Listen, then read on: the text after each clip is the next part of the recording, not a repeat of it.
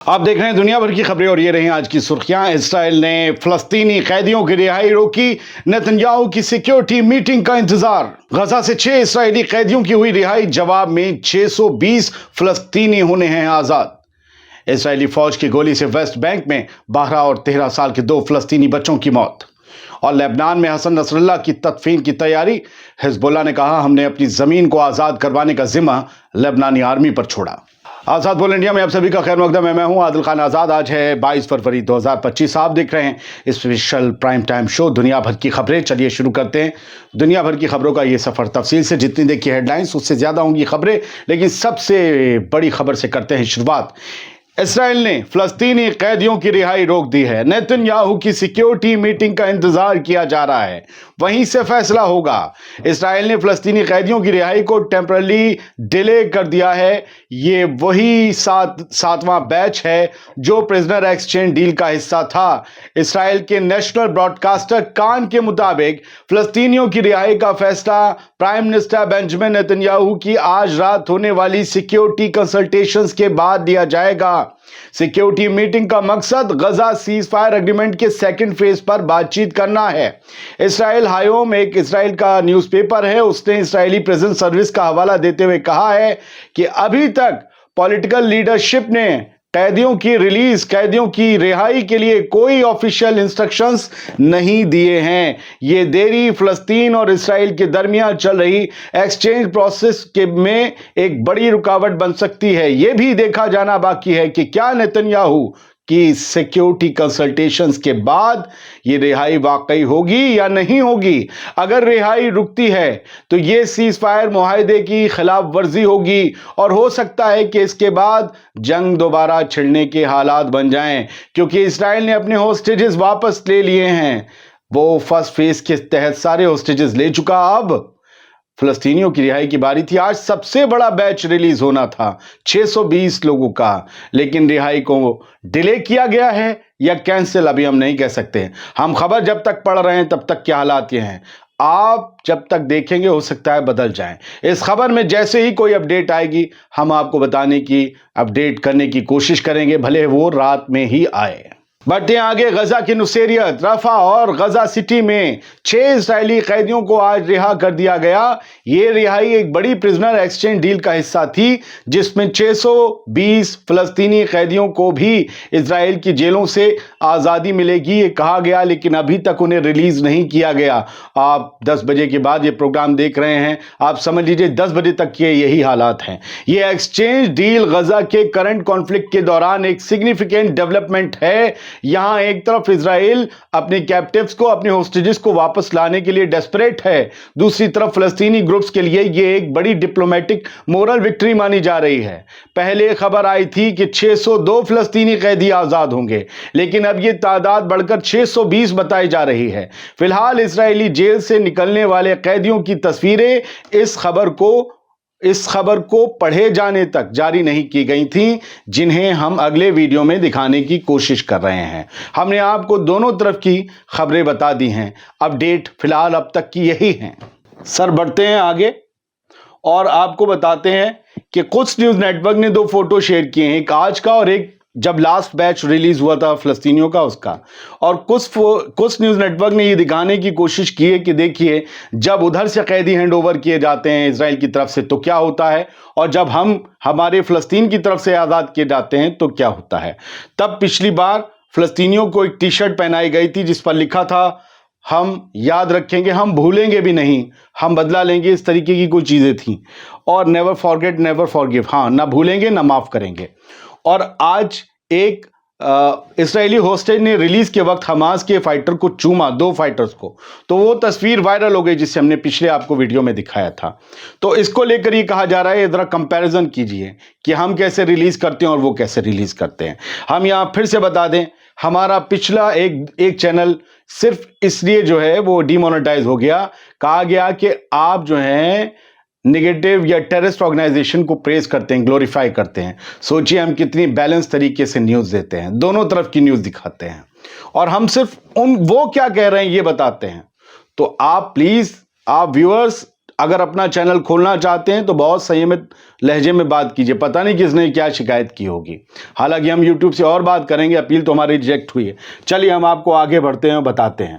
خیر، ہم سب کے بارے میں بتا رہے ہیں، اور یہ بھی ہے کہ حماس کے اسپوکس پرسن حازم قاسم کا ایک بیان آیا ہے کہ we strongly condemn the false claims propagated by the Zionist occupation regarding the alleged killing of بیبا's family۔ Biba, وہ جو 2 بچوں کی ہم نے بتایا تھا، ان کی باڈی پہنچی ہے جمعرات کو اسرائیل، ان کی ماں کی باڈی پر وہ ہو رہا تھا، پرابلم ہو رہی تھی کہ یہ بدل گئی ہے، حالانکہ وہ کلیئر ہو گیا آج کہ نہیں انہی کی تھی۔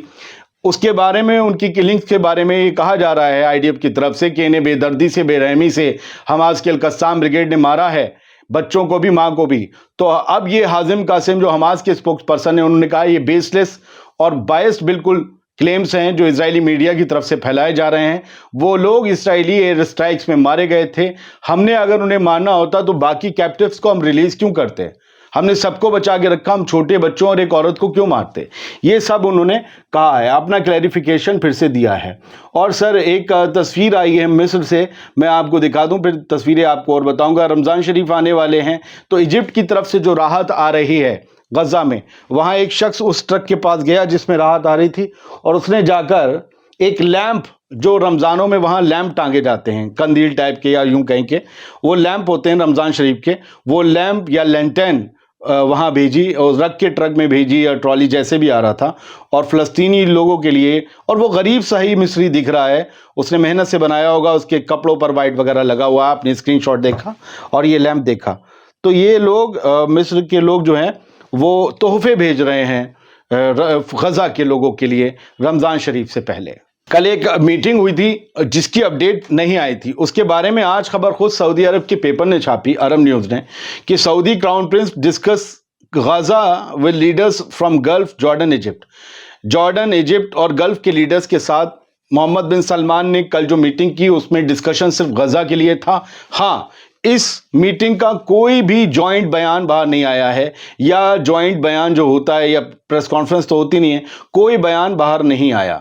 یو اے ای کے لیڈرز تھے، مصر کے تھے، جارڈن کے تھے، بحرین کے تھے، باقی عرب ممالک کے تھے، اور سعودی عربیہ نے تو میٹنگ بلائی ہی تھی، لیکن کیا اندر بات ہوئی ہے وہ نہیں آیا، صرف غزہ کے بارے میں بات ہوئی ہے، یہ ضرور باہر بات آئی ہے، لہذا ہم آپ کو اپڈیٹ دینی تھی، بہت لوگ پوچھ رہے تھے میٹنگ میں کیا ہوا، تو یہ ہوا۔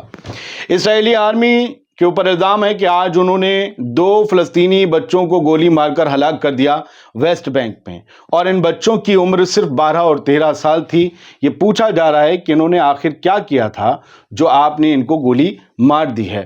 ایمان اور رماس ان کے نام تھے، دونوں کو ٹارگٹ کر کے مارا گیا ہے۔ یہ چائلڈ رائٹ آرگنائزیشن نے کہا ہے کہ اسرائیلی سولجرز نے، لیتھل فورس جو ہے اسرائیلی سولجرز کی، انہوں نے انہیں ٹارگٹ کیا ہے۔ کل سنڈے کو حزب اللہ کے سابق چیف سیکرٹری جنرل رہے حسن نصر اللہ کی جو ہے فیونرل سیرمنی ہے ان کا، کل یوں کہیں کہ آسان بھاشا میں، زبان میں، کل ان کا جنازہ اٹھے گا، اور فائنلی انہیں ان کی جو آخری جگہ ہے، جو ان کی قبر ہے اصلی، وہاں انہیں لے جا کر دفنایا جائے گا، اور اس میں لاکھوں لوگ جٹ رہے ہیں، تیاریاں چل رہی ہیں۔ پہلے تو اسٹیڈیم میں لاکھوں لوگ جٹیں گے، پھر وہاں سے لے جا کر انہیں دفنایا جائے گا، تدفین ہوگی ان کی، اور اس میں بہت لوگ شامل ہو رہے ہیں۔ بتایا جا رہا ہے کہ کہا جا رہا ہے کہ کل کی جو فیونرل ہے وہ ایک وفاداری کا عہد لینے کا دن ہے، حزب اللہ کی طرف سے کہا گیا ہے۔ ایران کے اسپیکر جو ہیں وہ بھی سید حسن نصر اللہ کے فیونرل میں شامل ہونے کے لیے لبنان جا رہے ہیں، اور یہ کل وہ پہنچ جائیں گے۔ یہ ان کی تصویر جو ہے وہ 12 اکتوبر کی ہے، جب حسن نصر اللہ کی موت کی خبر ملی تھی تب وہ گئے تھے۔ محمد باقر غالیباف جو ہیں ایرانین ڈیلیگیشن میں، جہاں تک ہے سب سے پرومیننٹ چہرہ ہوں گے کل لبنان جانے والوں میں۔ اور حزب اللہ کے ایم پی نے یہ کہا ہے کہ we have interested liberation of land to the Lebanese state, ہم نے لبنان کی حکومت اور لبنان کی آرمی کے حوالے پورے لبنان کی زمین کر دی ہے۔ اب جہاں جہاں بھی آئی ڈی ایف موجود ہے، یہ لبنان کی آرمی اور لبنان کی حکومت کی ذمہ داری ہے کہ وہاں ہماری زمینوں کو آزاد کروایا جائے۔ یہ حزب اللہ سے ریلیٹڈ جو بلاک ہے اس کے ایک ممبر آف پارلیمنٹ ہیں حسن فدی اللہ، انہوں نے یہ بات کہی ہے۔ ईरान की आर्मी ने जुल्फ़िकार 1403 नाम से एक बहुत बड़ी ड्रिल लॉन्च की है। इसमें वो अपनी फौजी तैयारियों को और अपने नए हथियारों की नुमाइश कर रहे हैं। इसका सीधा सा मकसद है अपने दुश्मन तक एक स्ट्रॉन्ग मैसेज कन्वे करना कि देख लो, अगर आप ईरान पर हमला करते हो तो फिर आपका अंजाम क्या होगा और आपको किनसे मुकाबला करना होगा। ईरान ने इत्तला दी है कि रशिया के foreign minister Sergei Lavrov Tehran की विजिट करने वाले हैं। इस दौरान रीजनल और इंटरनेशनल जो डेवलपमेंट्स हैं और जो इश्यूज़ हैं उन पर डिस्कशन तो होगा। रशिया और ईरान के बीच बायलैटरल टॉक्स भी होंगी, उसमें ट्रेड भी शामिल होगा और हो सकता है कि उसमें मिलिट्री इक्विपमेंट्स का एक्सचेंज भी शामिल हो। हालांकि वो बात बहुत ज़्यादा ओपन होगी, इसकी उम्मीद करना बंद कर दीजिए। बायलैटरल टॉक्स में जहाँ तक कि ट्रेड पर बात ज़्यादा पब्लिक के सामने आ जाएगी, पब्लिक डोमेन में।